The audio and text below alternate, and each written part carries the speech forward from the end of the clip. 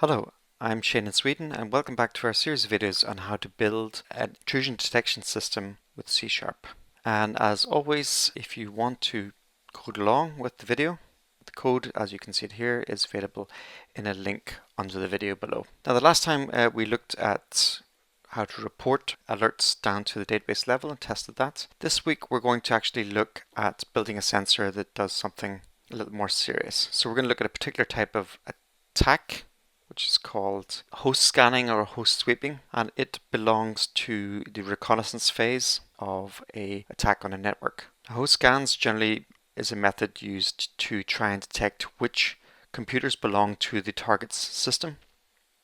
And there are many ways of doing this. One potential method is using ping scans, ICMP scans. In a host scan, we take a block of IP address space and we send ping packets to a number of different IP addresses. And we're hoping that we'll get a response from one of the computers at those IP addresses. And if we do, then we know that there's a host available there at that IP address that we can then investigate further for potential vulnerabilities and attack surfaces. When we're building our intrusion detection systems, we obviously want to be able to try detect such a scan which is happening within our network. So what does a host scan look like in terms of network traffic? Well, we can, for example, if we look at the A-Security site, I'll have a link to this down below. Here we have a number of Wireshark PCapture files which you can download and look at network traffic for all sorts of different types of attack or scans. And we can see that they even have host sweep here using ping. And we downloaded that file, and if we look at it in Wireshark, we can see all the pings are originating from one host, which has the IP address 192.168.47.1, and it's literally sending all these pings using the ICMP protocol, scanning through a sequence of IP addresses, hoping to get a response.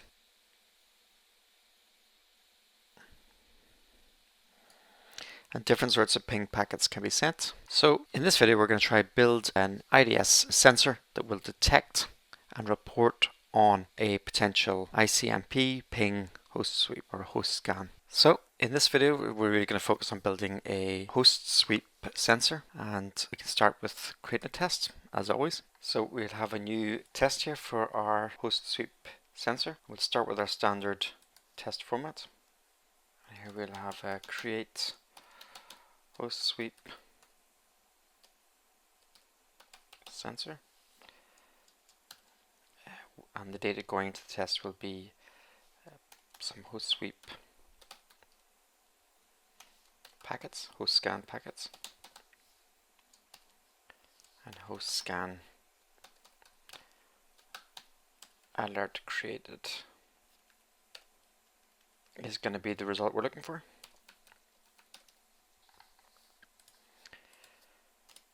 Now we need to create some sort of reporter here, obviously to report our alerts. So we can do that. We can create an IDS agent.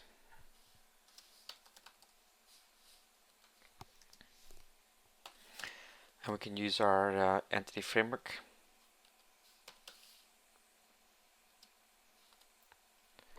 Data agent we had in the last video. And then we can create from that a database reporter.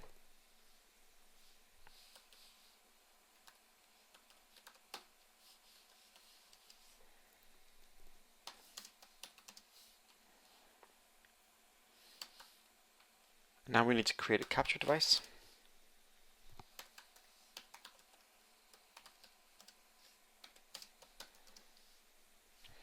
And we can use our trusty test capture devices. And using this capture device, we will create a sharp PCap information source.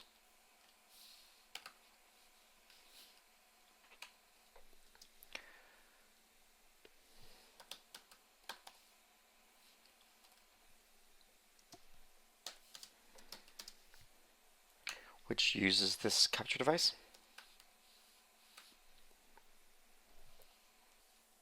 And generally then when we build our sensor,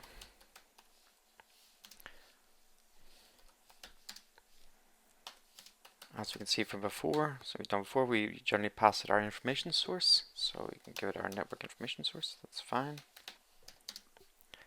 And we can see then we need to pass it some sort of IDS rule.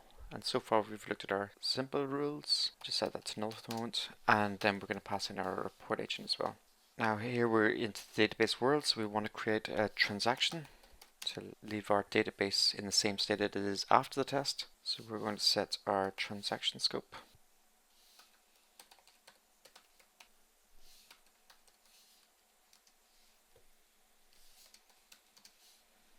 And we've got to set the flow option enabled. And then inside our transaction,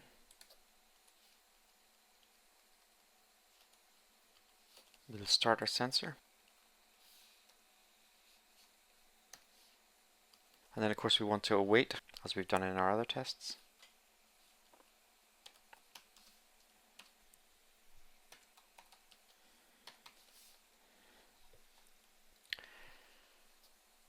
And then we want to collect our host scan alert.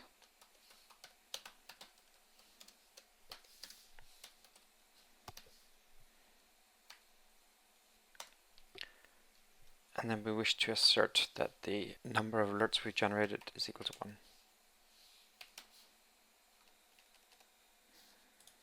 Okay, so we have our basic test here. We've already got a number of problems that we're going to have to work through. First of all, we don't have any await. Secondly, since we're using an await method, we need to make this an async task. And of course we need the some sort of test pause method here, which we can take from our database reporter test, I'm guessing.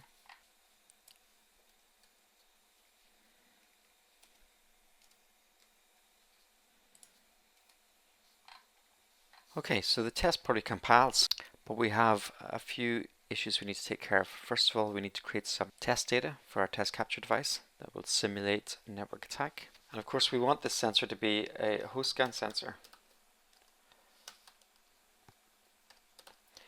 Now the host scan sensor will really be dependent on this rule that we submit. So we need to create a host scan rule, which is an I rule.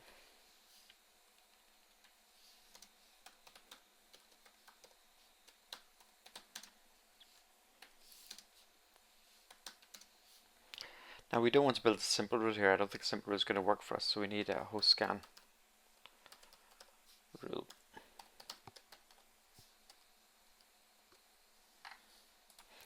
So we've got some stuff here to do. Let's get started. Let's build our host scan rule for the first. In this course we want to implement our iRule methods. We want to really move this to its own place. Here we've got simple rule. So let's move this to a file.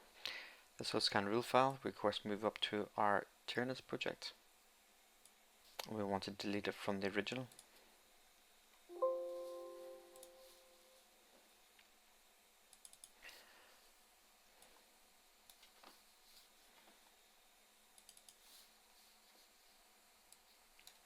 Okay, so we have a rule and we can go back to our tests just to check that it compiles. So we can just send in our host scan rule.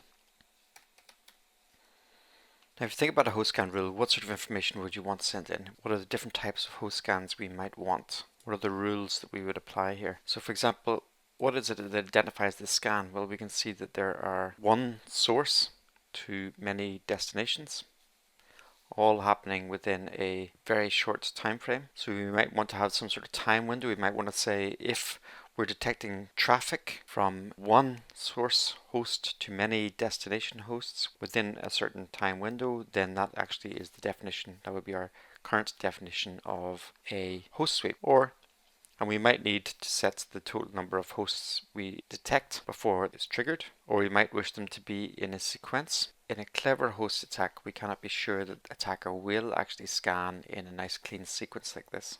But it's quite possible that they might if they're using an off-the-shelf tool such as Nmap or Netcat. So we've got a number of possible options here on how we could build different sorts of host scan or host sweep sensors. Sensor rules that would allow us to detect something like this occurring. In our case here, as a demonstration, we're going to keep it quite simple. So the first thing we might want to look at is the, as we said, one source to many destinations. So how many destinations? Well, why don't we set a limit of if we get 4 destinations. Okay.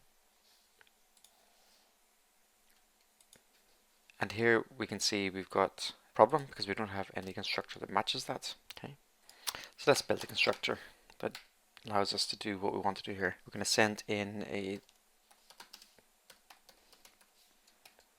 number of target hosts. So we're going to set a private property there.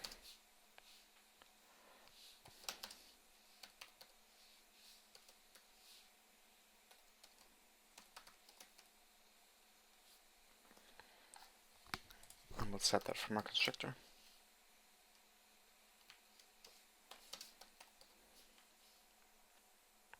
And here we're getting a network message.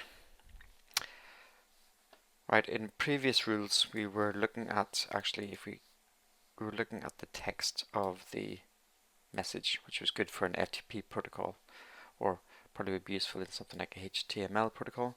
But here we're only really interested in the destination and source IP addresses, and possibly we might be interested in filtering on the ICMP protocol. So really what we're interested in is the network packet. So we're not going to do a match on our string message anymore. We're going to do a match on the network packet. And in fact, actually, we probably enough that we have the source IP address and the destination IP address. So we're going to create a new match here, and I think we will start off with our iRule interface.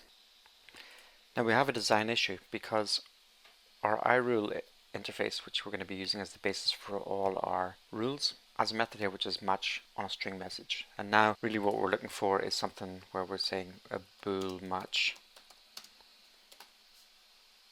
on maybe something like a source IP and a string destination IP. But there's a design issue here. If we add this match signature to our iRule, then everything which implements this iRule must implement both match with the string method and a match using the strings for the source destination IP addresses. And we already have a number of sensors here which are basically only care about the string message, and so we'll end up with a not implemented method on source and destination IPs. And for our new rule here, where we're only interested in source and destination IPs, we'll also end up with a not implemented on string message, because we can't actually do anything with the text from the message string. And really what the problem here is that we're starting to enter an area where we're potentially breaking one of the solid principles, Liskov's substitution principle. And I'll put a link to that down in the notes. Generally, it's a bad idea to have interfaces where when you're implementing those interfaces, a lot of the methods you just leave as not implemented, because you don't actually need to use the methods. If the methods aren't applicable, they really should be broken out and put into a separate interface. So how do we get around this? Well, we could change our iRule, refactor our iRule here so that it uses our full network packet that we currently use. Our data bearer for that at the moment is our network event args. So we could have as a base for our rule that everything matches on our full network packet.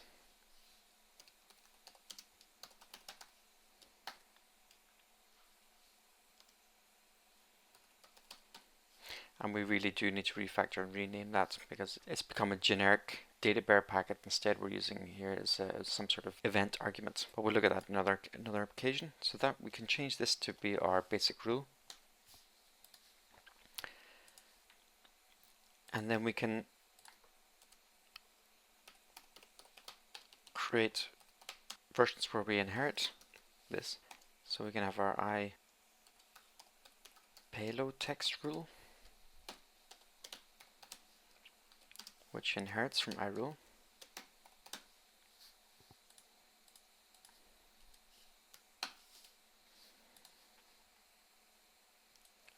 And has a text message.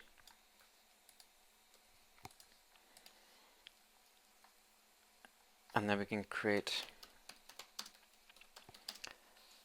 we're looking at source and destination information, so we can look at IP route rule, which also inherits from iRule. So now we probably have to do some fixing, so let's just compile and look at our error list. We need to implement the missing members. But hostscan is not going to implement an iRule anymore, it's going to implement an IP route rule.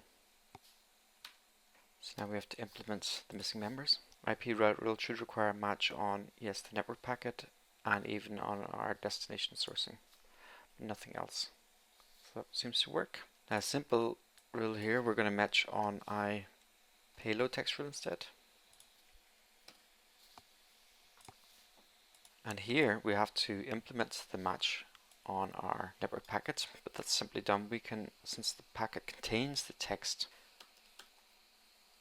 we can just return a match on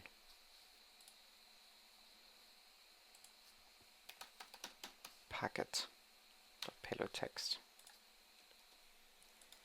So when we get the full packet here, we just route it to our message method, which is what we have been using previously.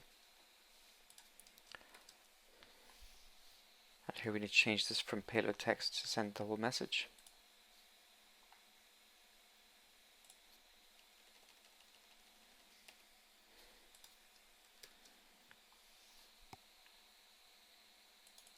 And here we've got a problem with just the name of our sensor. Okay, so now we have a rule which sort of matches our method with a slightly better design, and we should probably at this point test run all our unit tests just to make sure we haven't broken anything.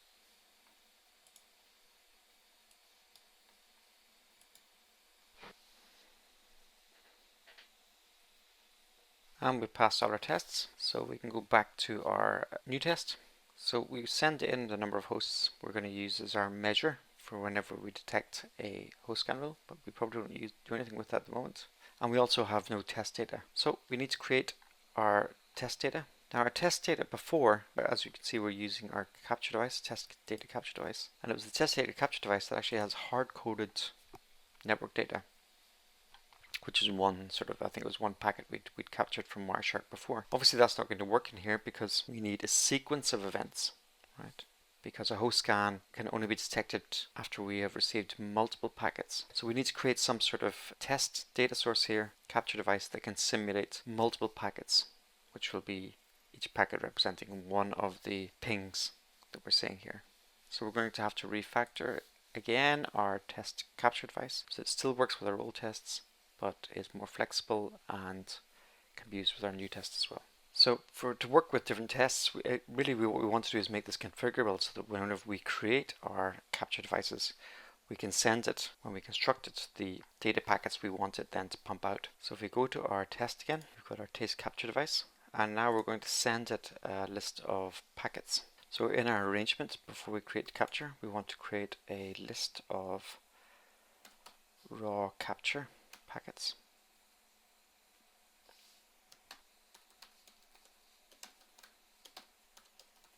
And we want to do that, we can call that a separate method.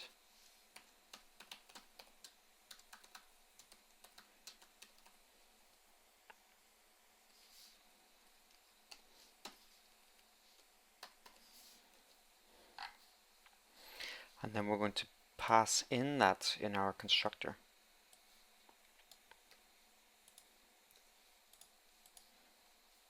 And now we're getting a few errors, so let's get bang on and create these methods. Now, so how is this method going to look like? Well, we actually did create one network packet before. We do that in our test capture device. So we can do that here.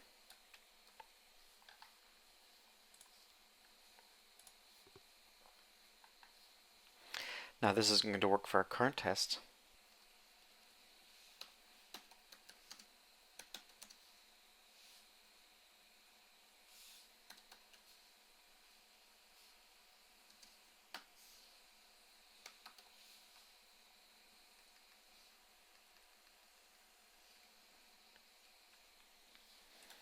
But this constructor will of course work quite well for the other place where we use that test.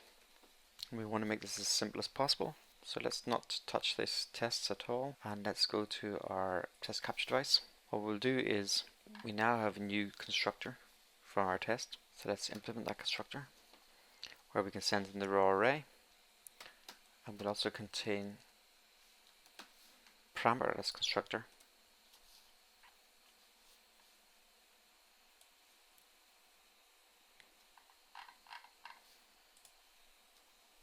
where we set the packet.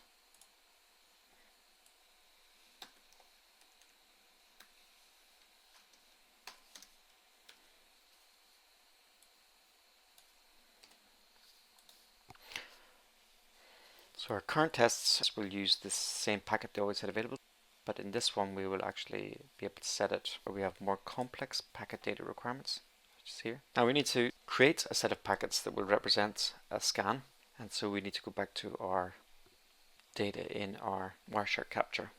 Now the data that Wireshark allows us to export packet information we can do here by using the copy. Say copy as hex stream. It's not tremendously useful. It's useful, but it's not great. It's not exactly the same format as we use in when we're building our packets in C#.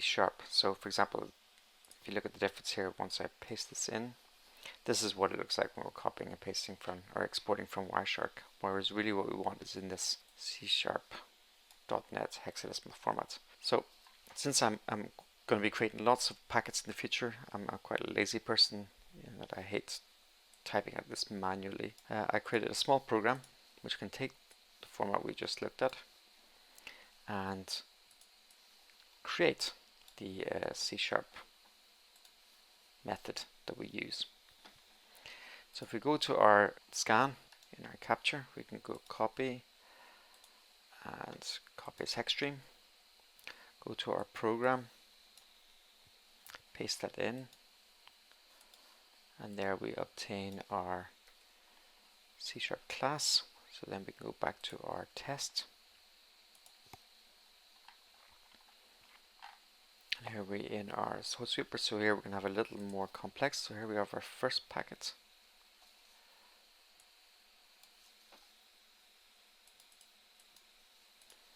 Which is great. And if we go back to Wireshark, take our second packet, copy the same as hex stream, go to our little Windows WinForms program,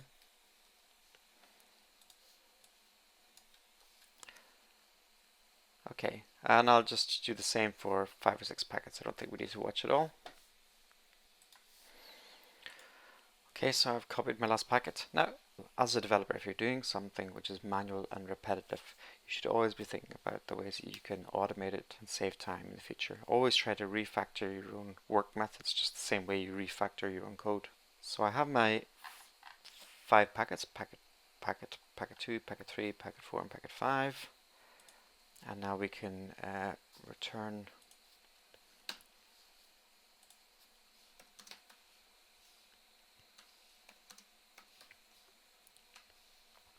our new array with our 1, 2, 3, 4, 5 packets, yes.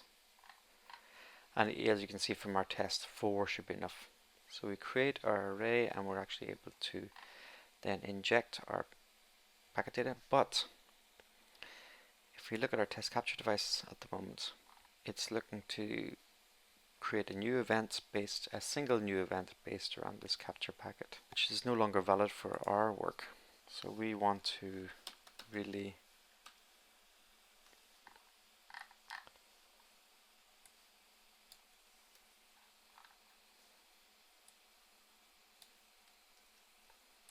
loop around all our packets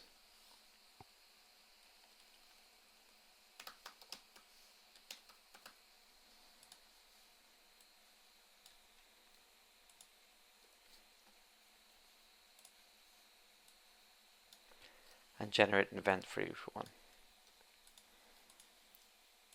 So now it'll work for our previous tests where we had only 1 packet, but it'll also work for our new test here where we require a sequence of packets. Well, I say work, I've assumed here it's going to work, and that's something we should test before we do anything more. So let's run all our tests again.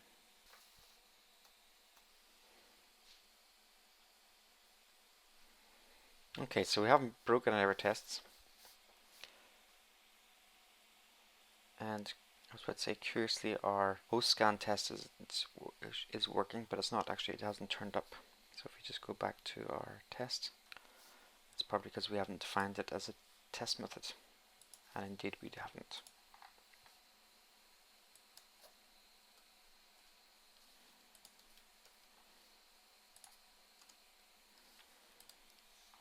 So let's run that.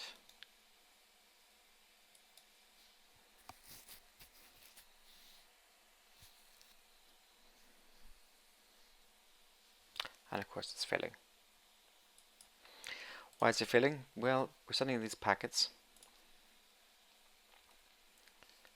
and we wanted to generate an alert on our routing information, but if we go to our sensor rule, you can see the rule doesn't actually do anything at the moment because we haven't even implemented the match methods. And in fact, if we go to our test window, I'm sure we'll see it's a not implemented method. So what we want to do when a packet comes in here, all we want to do is check is, have we seen similar packets from the same source to a new host that now goes over the limits, the number of target hosts that we've applied. So how do we implement that? Well, there are obviously many solutions here. In this case, we're just going to take a very simple approach. We can create a dictionary which will be based around for the key, we'll use the source IP address, and connected to that we will have a list of strings which contain the destination IP addresses. And we can call this routes scene. Okay, we're getting a strange error on dictionary. I'm not really sure what the problem is here. Yep, system generic collection. Okay, so we have routes scene, and when we create our host scan rule here, we want to initialize it obviously.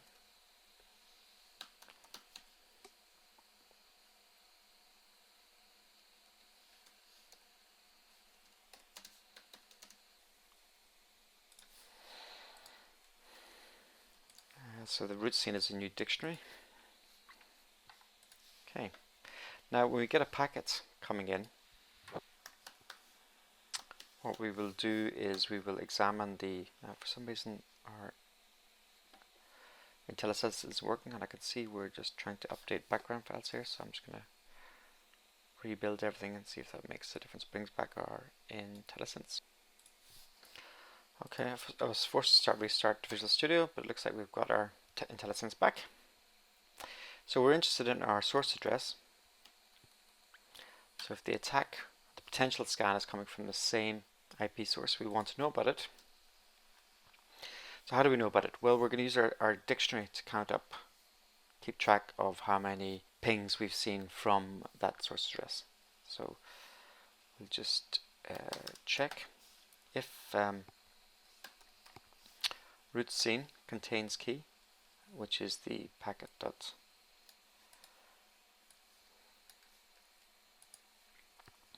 IP address. If not seen, so it's a new source destination, then we need to add a new empty list. So we create a list string, which would be the list of destination IP addresses that we've seen, destination IP addresses we've seen as packets from that source.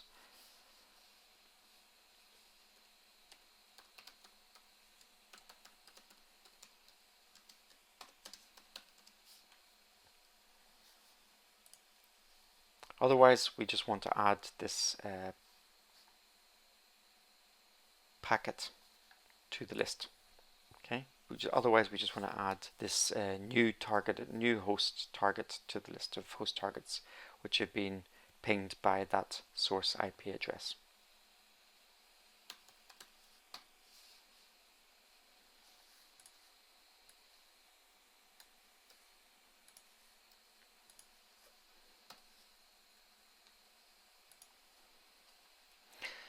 But obviously we only want to add this destination IP address if it's not already in the list. In a host scan, you're sending pings to different hosts. You're not really sending the same ping to the same host several times. So we don't only want to add each unique destination. So we'll only add if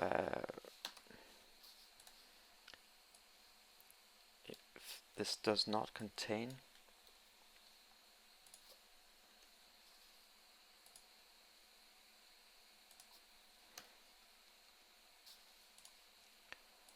packet dot destination IP address, then we add it. Okay. So we've updated the information from the latest packet. The question is whether or not we're looking at a host scan. Well, how do we know if it's host scan? If any of these source hosts have pinged more than number of target hosts we set in our constructor, then we generate an alert. To see if we've seen more than this number of target hosts being targeted any one of these lists, we can just use some quick link queue, I think.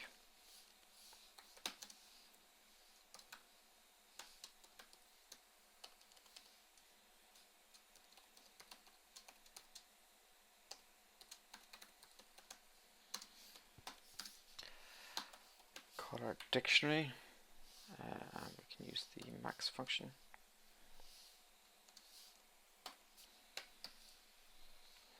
And the value of that is the list, and the list has a count. So we can just pluck up the maximum value. And then we can return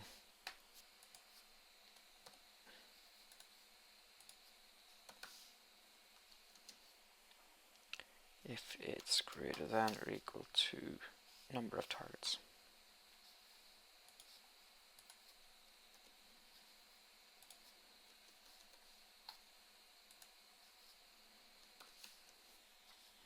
So we have an evaluation function.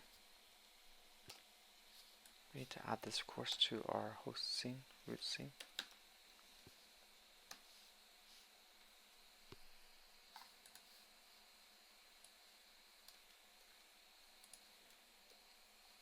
Packet source address. There. Now in the simpler version, we're doing the same thing.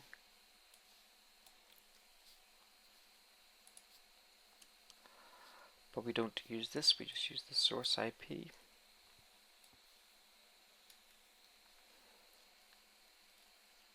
There and there and there. And in the for the parameter we use the destination IP.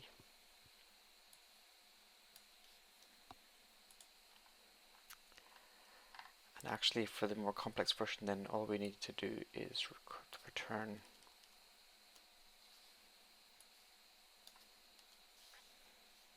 match on packet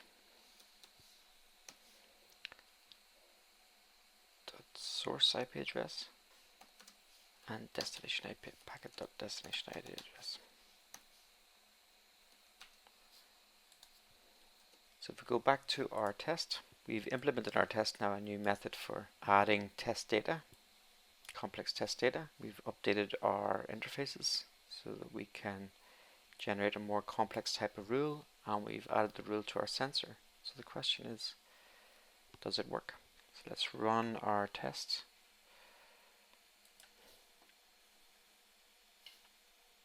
We can see the test failed. Let's see what the problem is. We've got a null reference exception on extract network information. So some problem here. So either the IP packet is null, I'm guessing, or the IP packet destination address. One of these is null. So let's just run that. Now this is the first time we've run this method with a ping packet, so there's maybe something different here we haven't seen. Let's go back to our method. Let's run our test in debug. We can see that the IP packet has got our IP addresses, source and destination. That's fine. The protocol is ICMP. That's good. And then if we look at our TCP packet is null. And of course our TCP packet would be always null here because ICMP is a level 3 protocol.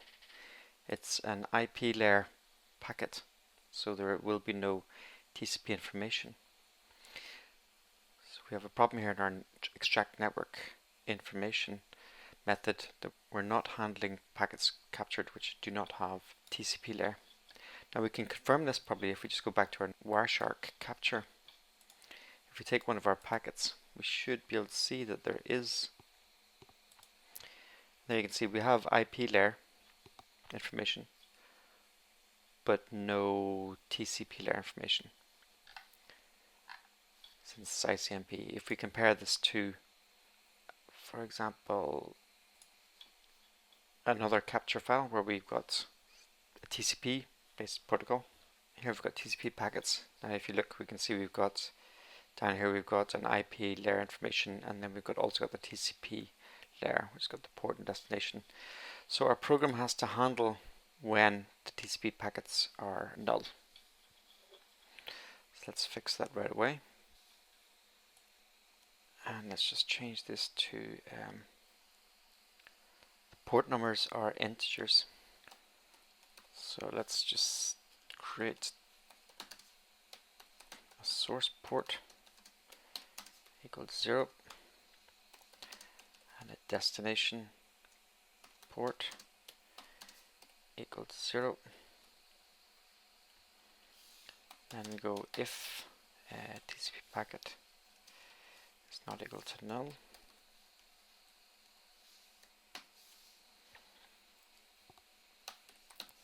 Source port is equal to TCP packet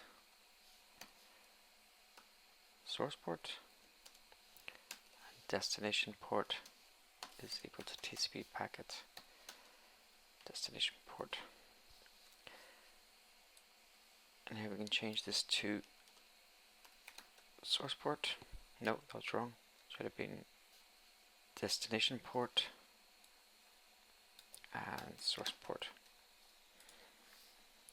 Okay, that should work better. And let's run all our tests again, since we've made a major change that affects all our tests.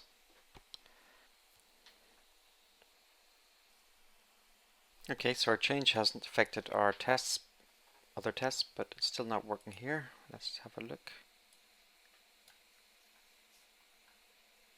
And here we got an assert. We expected to see one alert, but we got two.